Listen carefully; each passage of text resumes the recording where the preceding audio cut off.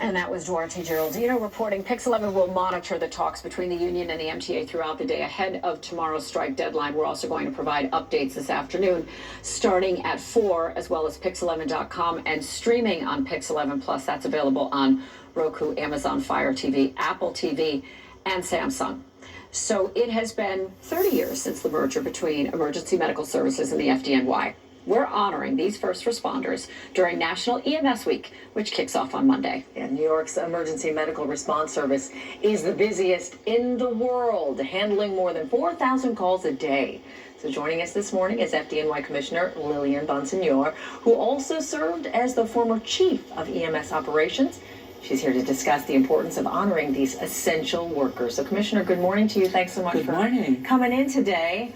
Happy to be here. Yeah, before we get to those events to honor the EMS workers, we need to talk about fire safety. We've had several deadly fires in the city, and we've been also talking about how these open doors are part of the cause of these fires spreading so quickly. Right. Can you talk about that and remind folks about something so simple? And it seems like it's a really hard thing to ask in the middle of a fire when you're afraid or you're trying to escape. Sure. But the most critical thing you could do to buy yourself time, buy your kids time, buy your neighbors time to get out is close a door.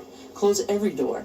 Close your bedroom door, close your front door, close the door in a building, close the roof door. Any door that you come across, please just close behind you.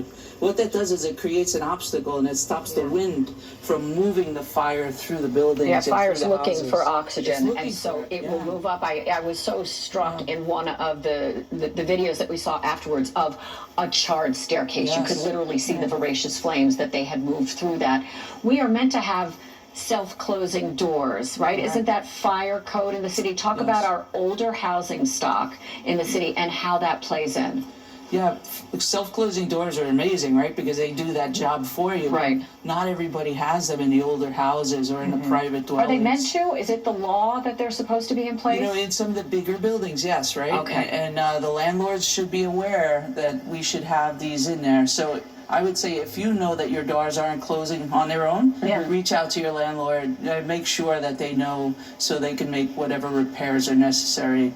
But closing doors is literally one of the easiest things and one of the most critical things. It's such a simple thing for like a few $100s, and it could be truly life-saving in these instances. And the other thing that's really important is know where your fire escape is and know how to get to it. Don't block your fire escapes and have access to it. Yeah, do you feel like there are enough inspectors to make sure people or building owners are making sure that they have these self-closing doors? I think it's on the onus is on everybody, particularly the people who live in apartments. If things aren't working, and you should make those complaints to 311 or to your landlord. We can't change human behavior, but we have a lot of people in this city with a lot of places that people live. So inspectors can't get to every single apartment to know that this is happening.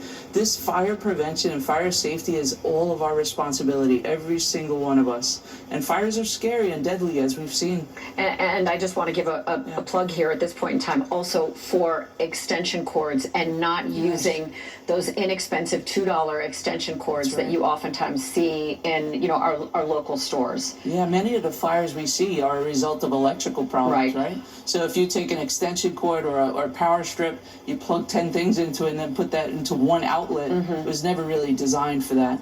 So, you have to be real careful. I hear you talking about it being in the 90s next week, which means people are going to put their air conditioners in.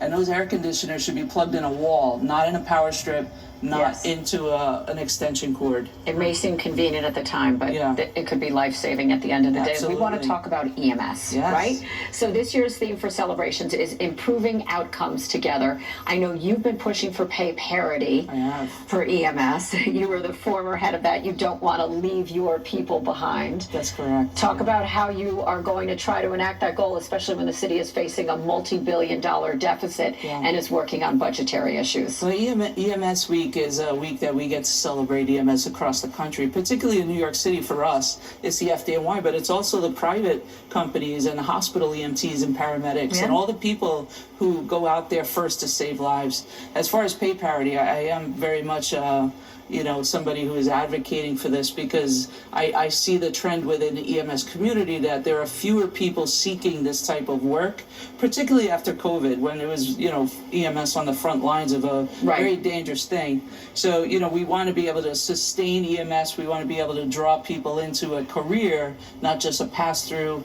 So I'm very, very much in favor of that. Are you still experiencing EMS staffing issues? Yeah, I think this is something that New York is not exempt from, right? This is happening across the nation. This is not just us. We used to be able to skate it, but we're not skating it anymore. It is difficult to get people into this type of work, and then once they're here, to keep them. And so do you think pay parity is something that can help, support your family and allow for you to work only one job instead of multiple jobs to survive. And so that's sort of the roadblock, because if you're going to go into civil service, you recognize that there are other paths that have the higher compensation ability. And that's what we see. We see people come in, stay for a little while, and then leave to some place that pays higher. Greener field, and having grown up in EMS, I spent 31 years in EMS, ending with being the chief of EMS.